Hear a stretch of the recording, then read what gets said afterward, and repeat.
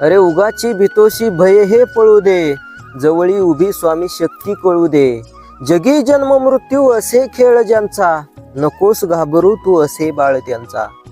मंडळी, एक भयकथा, होय एक भयकथा घेऊन आजच्या व्हिडिओमध्ये मी तुमच्या भेटीला आलोय. रामभाऊ पाटील नावाच्या एका व्यक्तीसोबत घडलेली ही स्टोरी, भयकथा, एकदम थरकाप उडवून टाकणारी घटना. मंडळी, खरं तर भयकथा हे असं नाव जरी ऐकलं तर अंगावरती काटा उभा राहतो. कसा असेल तो प्रसंग, अक्षरशः थरकाप उडवून टाकणारा हा एक प्रसंग रामभाऊ पाटील नावाच्या एका व्यक्तीसोबत घडलेला आणि सोबतच त्यांना आलेला श्री स्वामी समर्थांचा दिव्य असा अनुभव आजच्या व्हिडिओमध्ये मी तुम्हाला सांगणार आहे. मंडळी, ही जी स्टोरी आहे ही 19व्या शतकातली आहे, थोडीशी जुनी स्टोरी आहे. 30 वर्षापूर्वीची ही स्टोरी आहे. आणि रामभाऊ पाटील नावाचा एक व्यक्ती, खरं तर तो व्यक्ती अगदी शरीरयष्टीने धृष्टपुष्ट, वय अगदी तरुणच, 40 ते 45 इतकं वय, काळ्या भोर अशा पिळदार मिश्या. आणि ते रामभाऊ पाटील हे कुस्ती करायचे, ते पैलवानच होते. आणि त्यांच्यासोबत घडलेला श्री स्वामी समर्थांचा अनुभव हा कशा पद्धतीने तो त्यांच्यासोबत अनुभव घडला. आणि मंडळी, त्यांनी एक अनुभवली भयकथा, होय पायाखालची जमीन सरकवून टाकणारी भयकथा, अर्थातच हॉरर स्टोरी, म्हणजे भूताटकीचा काहीतरी विषय. मंडळी, त्यांच्यासोबत नेमकं काय घडलं आणि कशा पद्धतीने दिव्य असा श्री स्वामी समर्थांचा अनुभव त्यांना आला ते आजच्या व्हिडिओमध्ये आपण बघूयात. ही स्टोरी जी आहे ही स्टोरी जुनी आहे, 30 वर्षापूर्वी त्यांच्यासोबत घडलेला हा प्रसंग. मंडळी, त्यावेळी ते फार तरुण होते, 40-45 वय, आणि त्यांच्या नुकत्याच एका मुलीचं लग्न झालेलं होतं. आणि साधारणतः त्यांच्या घरापासून एक 15-16 किलोमीटर अंतरावरती त्यांची मुलगी दिलेली होती. आणि एके दिवशी दुपारी ते मुलीच्या तिकडे म्हणजे जावयाच्या तिकडे गेले. परंतु मंडळी, दुसऱ्या दिवशी यांना घरी इकडे शेतामध्ये पेरणी वगैरे करायची होती. त्याच्यामुळे मुलीला त्यांनी सांगितलं की बाळ, आता मी निघतो, मला उद्या लवकर पेरणी वगैरे करायचे, त्याच्यामुळं मी आता निघतो. असे म्हणून हे रामभाऊ पाटील संध्याकाळी 9-10 वाजता परत आपल्या घरी यायला लागले. मंडळी, त्या काळी वाहतुकीची एवढी जास्त साधने नव्हते, फार तर फार सायकल असायचे. परंतु काट्याकुट्यांचा रस्ता असल्यामुळे सायकलही सारखी पंक्चर व्हायची, त्याच्यामुळं सायकलही वापरता येत नसायची. शिवाय मंडळी, रात्रीची वेळ 9:30-10 वाजलेल्या, आणि हे जे रामभाऊ पाटील आहेत हे आपल्या आता मुलीच्या घरून आपल्या घरी इकडे निघू लागले. मंडळी, जात असताना मुलीने काहीतरी गाठोडं बांधून दिलं. आणि शिवाय मंडळी, त्या गाठोड्यामध्ये कलिंगडं होती, 1-2-4 मोठमोठी कलिंगडं त्या गाठोड्यामध्ये होती. आणि ते गाठोडं ती गोणी खांद्यावरती घेऊन हे रामभाऊ पाटील आता संध्याकाळी निघालेले. एकदम सत्य आणि खरीखुरी स्टोरी आहे. तुम्ही बोलाल हे असं सुद्धा घडू शकतं. होय मंडळी, असं सुद्धा घडू शकतं.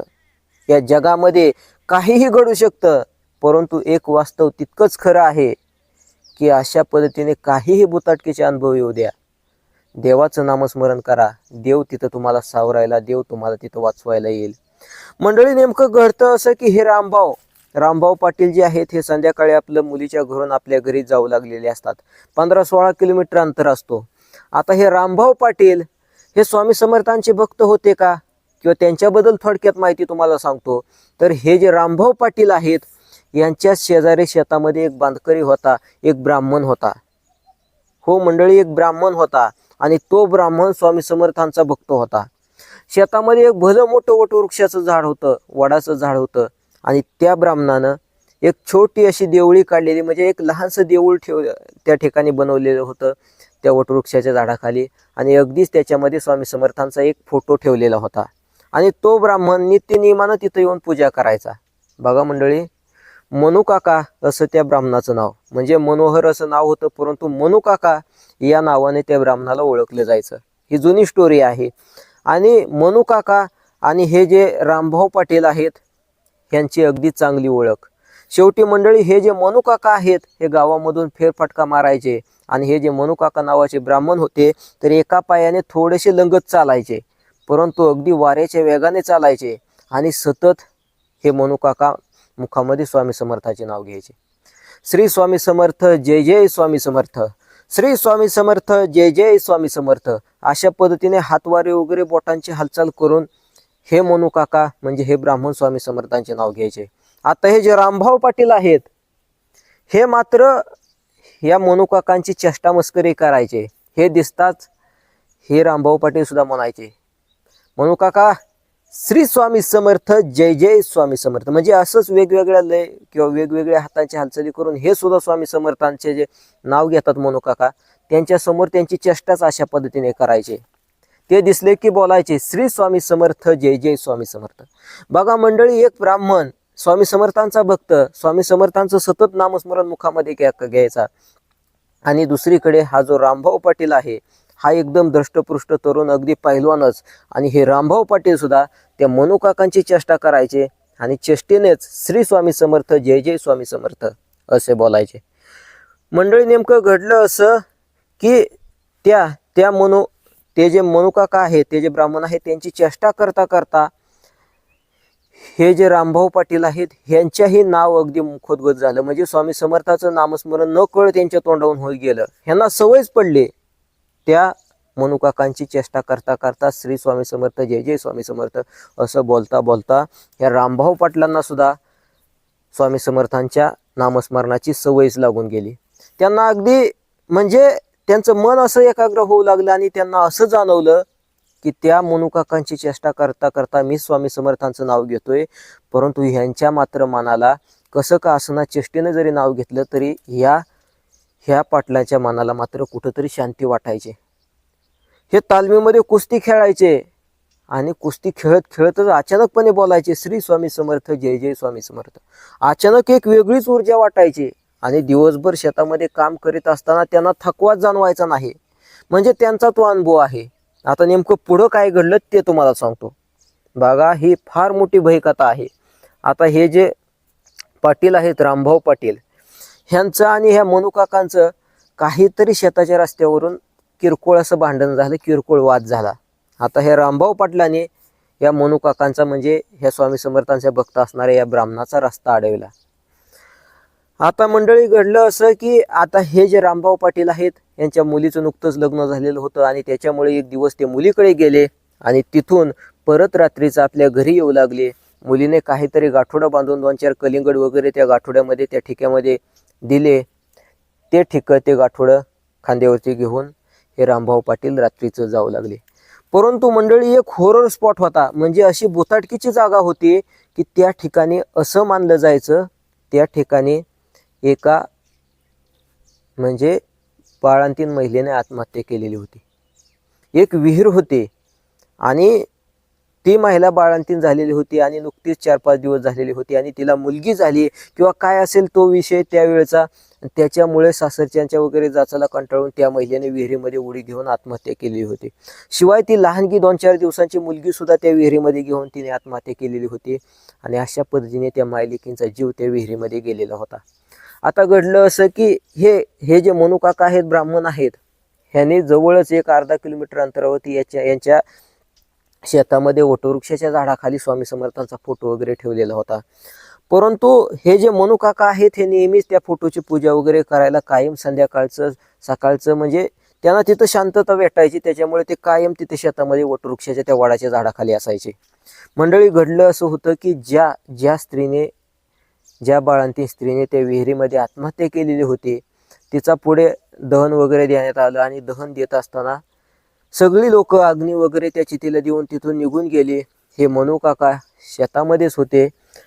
त्यांच्या गोष्ट एक लक्षामध्ये आली की कोणीतरी तांत्रिक मांत्रिक त्या ठिकाणी आलेला आहे आणि ती चितेवरती जळणारी जी महिला आहे, लाकडाच्या साह्याने तिचं मुंडकं अर्धवट नंतर जळालेल्या त्या महिलेचं डोकं त्यानं बाजूला केलं. डोक्याची जी कवटी असते त्याच्यावरती काहीतरी तंत्र मंत्र काही विद्या करण्यासाठी, त्याचा वापर करण्यासाठी त्यानं त्या जळत्या चितेमधली त्या महिलेची कवटी घेतली आणि त्याच विहिरीच्या बाजूला तो पौर्णिमेला अमावस्येला ती कवटी पुरून ठेवायचा आणि नंतर पौर्णिमेला अमावस्येला येऊन उकरून त्याच्यावरती काहीतरी तंत्रमंत्र करायचा. आता हे सगळं काही हे मनू काका हे ब्राह्मण आहेत यांना मात्र माहीत होतं. मंडळी, एके दिवशी घडलं असं की अमावस्येच्या वगैरे रात्रीचं त्या विहिरीच्या कडेला तो कोणी जो बोंधबाबा आहे किंवा कोण तांत्रिक मांत्रिक आहे त्या ठिकाणी कवटी घेऊन आला, काहीतरी विधी करू लागला. लिंबू मिरच्या काहीतरी बरच घेऊन त्या कवटीच्या बाजूला बसायचा आणि साधारणतः अर्धा किलोमीटर अंतरावरती त्या वटवृक्षाच्या झाडाखाली हे मनू काका नावाचे ब्राह्मण आपले स्वामी समर्थांचे त्या फोटोच्या समवेत तिथेच थांबायचे. आता त्यांनी तिथून हे बघितलं की अशा अशा पद्धतीने हा मांत्रिक काहीतरी करतोय. मंडळी, घडलं असं की ती जी स्त्री होती तिचा आत्मा, त्या मृत स्त्रीचा आत्मा परत बोलवायचा तो मांत्रिक प्रयत्न करत होता. बघा, फार आतल्या गोष्टी, लय काय काय, मी सुद्धा पुस्तकं वगैरे बराच काय अशातला अभ्यास केलेला आहे, परंतु जास्त काय सांगायची आवश्यकता नाही आणि सांगणंही योग्य नाही. आता घडलं असं की त्यावेळी मंडळी त्या स्त्रीचा, मृत स्त्रीचा आत्मा ते मांत्रिक त्या ठिकाणी बोलवत असताना अचानकपणे त्या स्त्रीचा आत्मा वगैरे काही जे काही आहे ते प्रकट झालेलं असावं आणि तो जो मांत्रिक आहे त्याच्या अंगामध्ये अगदी अग्नी भडकल्यासारखं झालं आणि त्याचे कपड्यालाच जाळ लागला.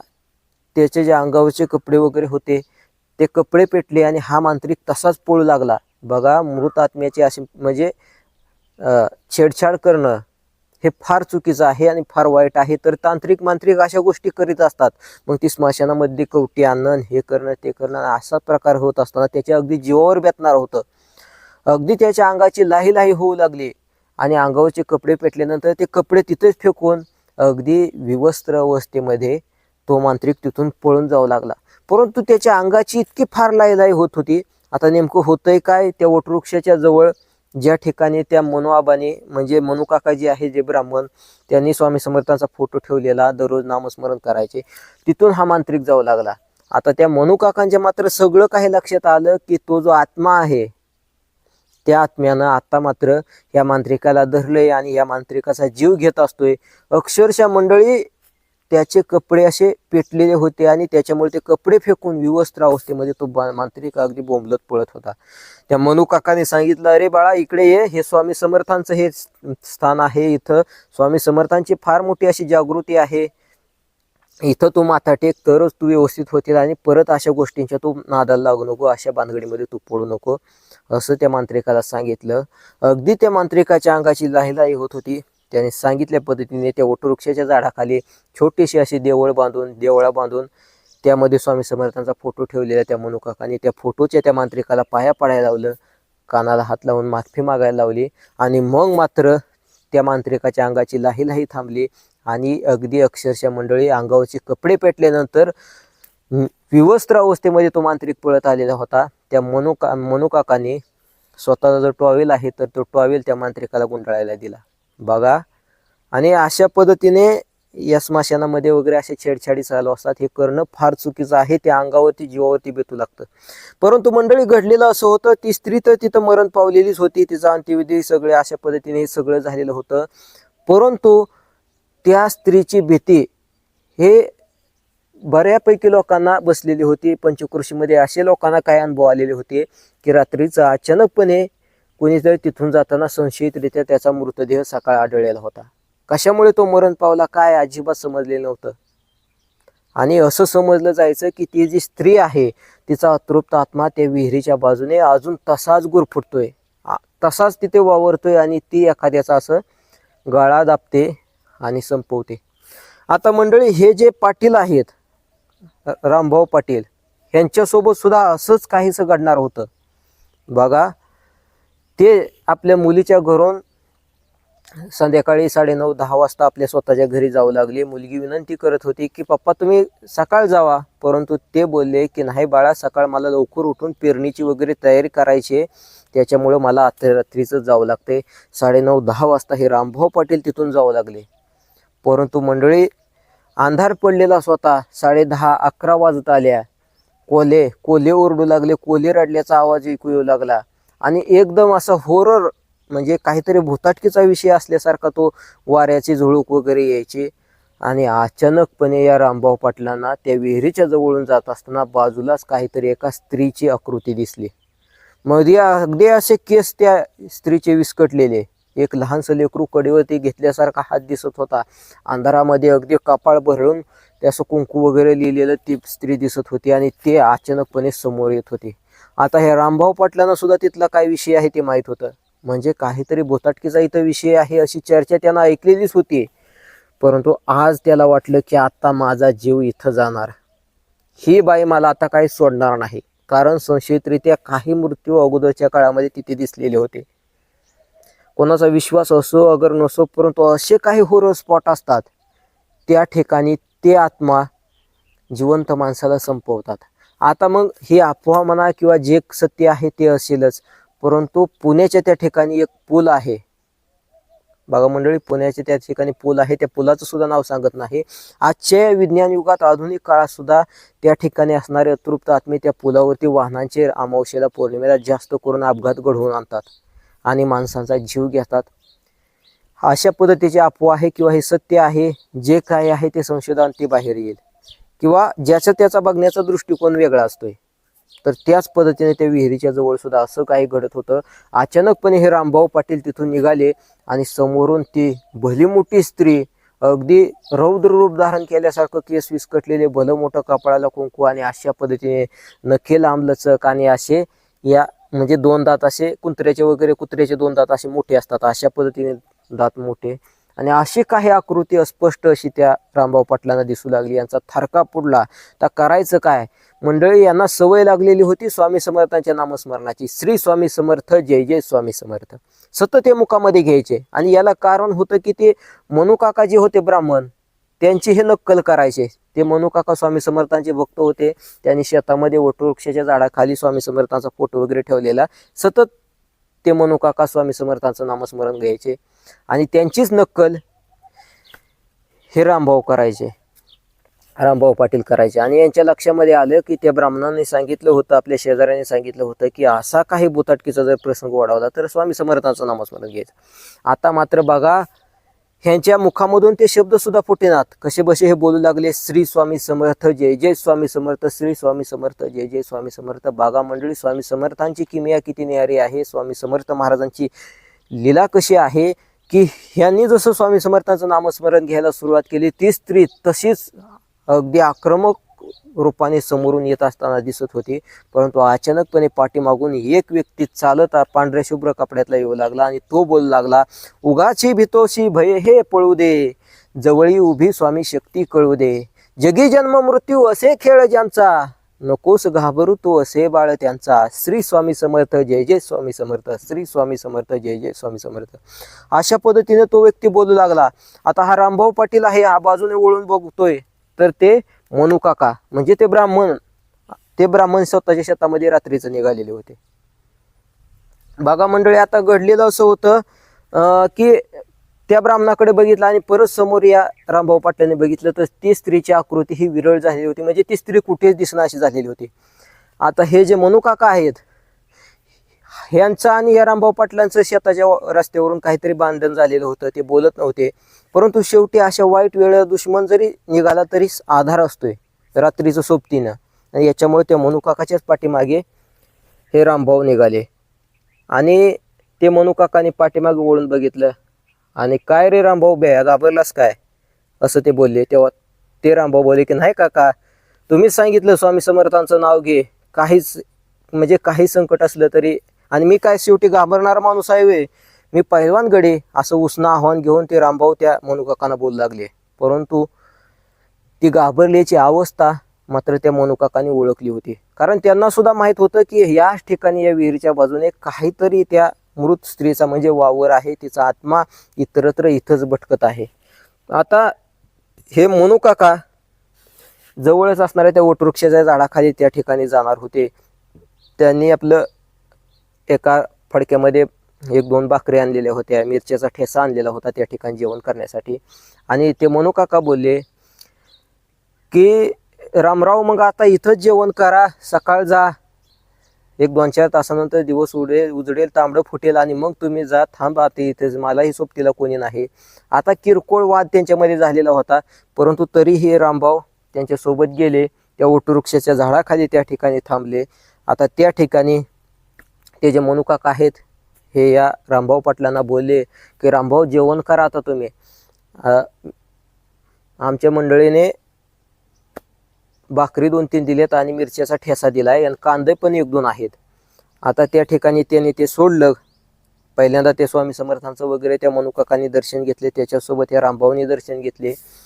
ते गाठोडे त्यांनी सोडलं आणि मंडळी त्याच्या ठिकाणी त्या असणाऱ्या 2-3 भाकरी त्या मनुकाकांनी त्या ब्राह्मणाने बाहेर काढल्या. हे रामभाऊ त्या ठिकाणी बसले आणि आता खरं तर त्या मिरच्याचा ठेसा वगैरे होता आणि ते मनुकाका बोलले की अरे आता मिरच्याच्या ठेश्यावरती भाकर खायची म्हटल्यानंतर पाणी तर लागेल, त्याच्यामुळे मी पाणी घेऊन येतो, तोपर्यंत तू जेवण करायला सुरुवात कर. आता हा जो रामभाऊ आहे, हा रामभाऊ पाटील भुकाही तितक्याच लागलेल्या परंतु भीतेमानामध्ये बसलेली आहे. परंतु अशा पद्धतीने ते मनू काका अशा परिस्थितीमध्ये तिथं आलेले होते. त्या रामभाऊने त्या मिरच्याच्या ठेशावरती भाकर खायला सुरुवात केली. परंतु ते मिरचू तिखट होतं. ते मिरच्या तिखट असल्यामुळं त्यांना मात्र आता तहान लागली. पाणी प्यायला तर आता पाणीच नाही, कारण मनू काका तर भांडं घेऊन विहिरीमधून पाणी घेऊन येतो म्हणून गेलेले, ते आले नाहीत. आता हे रामभाऊ पाटलाने आपलं गाठोडं सोडलं आणि त्याच्यामध्ये कलिंगड होतं. ते कलिंगड कसं बसं त्या परातीनं, म्हणजे एक भांडं होतं परात, त्यानं ते कापलं आणि त्या मिरच्याच्या ठेच्याबरोबर तोंड पोळू नये म्हणून ते कलिंगडाचे फोड खाऊ लागले. आणि बघता बघता त्यांनी 1-2 भाकरी संपवल्या, फक्त एक भाकरी शिल्लक राहिली. तसंच ते गाठोडं बांधलं आणि त्या ठिकाणी त्या वडाच्या झाडाखाली एक दगड होता, दगडाला मुंडकं दिलं. तिथंच त्यांना कशी झोप लागली ते समजलं नाही. मग त्याने मनू काकांची पण वाट बघितली नाही, त्यांना तिथंच झोप लागली. परंतु पहाट झाली मंडळी. पहाटेच्याला त्यांना स्वप्न पडलं किंवा काहीतरी भास झाला असेल की त्यांनी अगदी त्या दगडावरती मुंडकं ठेवलेलं, परंतु त्यांना असा भास झाला की त्यांनी स्वामी समर्थांच्या मांडीवरती मुंडकं ठेवलंय. आणि स्वामी समर्थ बोलत होते की काय रे रामदासा, अरे ते मनू काका माझे भक्त आहेत, त्यांना नकोच त्रास देऊ. त्यांची इथपर्यंत तो एकटी चेष्टा करीत होता, ते नामस्मरण घेत होते माझे स्वामी समर्थ, श्री स्वामी समर्थ, त्यांची तू खिल्ली उडवत होता, चेष्टा करीत होता, ते ठीक होतं. परंतु आता तू त्यांचा रस्ता अडवलायस, असं करू नको रे बाळा. ते माझे फार मोठे भक्त आहेत. तू अशीच माझ्यावरती निष्ठा ठेव, श्रद्धा ठेव. तुझं नाव अजून मोठं होईल, कुस्तीमध्ये तू अजून फार मोठा पैलवान होशील. असं काहीतरी स्वामी समर्थ महाराज पुटपुटतायत असं त्याला वाटलं. आणि स्वामी समर्थांच्या मांडीवरती त्यानं डोकं ठेवलंय असं त्याला जाणवत होतं. अचानकपणे त्याला म्हणजे जाग आली तर पहाट झालेली होती, तांबडं फुटू लागलेलं होतं. कुठे स्वामी नाहीत आणि कोणीच नाही. ते मनू काका पण नाहीत, ते ब्राह्मण पण नाहीत. बघितलं तर कुठे स्वामी समर्थांच्या मांडीवरती मुंडकं ठेवलेलं नव्हतं, त्या दगडावरती वटवृक्षाच्या झाडाखाली त्याने मुंडकं ठेवलेलं होतं. अशा पद्धतीने त्यांना अनुभव आला. आता पुढे ते पहाट झालेली होती, ते त्यांनी थेट तिथून उठले. फडकं नव्हतं किंवा रात्रीचं वगैरे ते फोडलेलं कलिंगड, अर्ध कलिंगड काहीच नव्हतं. त्यांच्या मुलीने दिलेलं ते कलिंगडाचं गाठोडं, फक्त ते गाठोडंच तसं होतं. ते गाठोडं त्यांनी खाद्यावरती घेतलं आणि हे रामभाऊ पाटील आता आपल्या घरी जाऊन पोचले. दुसरा दिवस उजाडला आणि दुसऱ्या दिवशी मात्र त्यांनी ठरवलं की हे जे मनू काका आहेत हे रात्रीचं का तिथं आले नाहीत हे बघण्यासाठी आपलं त्या मनू काकाच्या म्हणजे त्या ब्राह्मणाच्या घरी जायचं. ते गेले तर त्या घरच्यांनी सांगितलं की मनू काका नागपूरला मुलीकडे गेलेले आहेत, ते आजारपणामुळे तिकडे गेलेले आहेत, तिथे दवाखाना वगैरे करतायत. आणि ते तिथं जाऊन एक आठवडा झाला ते मनू काका मुलीच्या इकडे नागपूरला इतक्या दूरवरती गेलेले आहेत. परंतु मंडळी रात्रीचं तर ह्या रामभाऊ पाटलांच्या सोबत त्या वटवृक्षाच्या झाडाखाली किंवा त्या वाईट परिस्थितीमध्ये त्या प्रेतानं, त्या मृत आत्म्यानं जसा घेराव घातलेला होता या पाटलाला, तसं पाठीमागून ते मनू काका तर आलेले होते. मग तो रात्री आलेला व्यक्ती कोण होता, ज्यानं त्या वटवृक्षाच्या झाडाखाली त्या स्वामी समर्थ महाराजांच्या मंदिराच्या समोर जेवण्यासाठी 2-3 भाकरी दिल्या, मिरचीचा ठेसा दिला, तो व्यक्ती कोण? जर मनू काका जर मुलीच्या इकडे एक आठवडाच गेलायत, फार मोठं कोड आणि फार मोठा प्रश्न त्यांना म्हणजे त्यांच्या मनामध्ये घोळू लागला. परंतु ते तितकंच सत्य त्यांना समजलं की स्वामी समर्थ महाराजांचं अस्तित्व त्या वटवृक्षाच्या झाडाखाली आहे. कारण जशी ते भाकरी खाऊन, त्या कलिंगडाच्या फोडी खाऊन त्यांना झोप लागली, तसं पहाटेच्या त्यांना स्वप्न पडलेलं होतं. परंतु त्यांनी त्या दगडावरती मुंडकं डोकं टेकवून ते झोपलेले होते. परंतु त्यांना असा भास झालेला होता स्वामी समर्थ महाराज काहीतरी सांगत होते आणि स्वामी समर्थांच्याच मांडीवरती त्यांना मुंडकं टेकलेलं होतं असं त्याला भास झाला. परंतु मंडळी स्वामींनी आशीर्वादही तितकाच दिलेला होता की तू भला मोठा म्हणजे तुझं नाव वगैरे होईल आणि कुस्ती क्षेत्रामध्ये तू मोठा होशील. तर मंडळी हे जे रामभाऊ पाटील आहेत हे पुढे कुस्ती क्षेत्रामध्ये त्या गावामध्ये अगदी पंचक्रोशीमध्ये एक मोठं नाव म्हणून प्रसिद्ध झालं. कुस्ती क्षेत्रामध्ये ते अग्रेसर बनले. तर बघा मंडळी, श्री स्वामी समर्थ महाराज हे अशा पद्धतीने आपल्या भक्तांना प्रचिती देऊ शकतात, याचं मूर्तिमंत उदाहरण.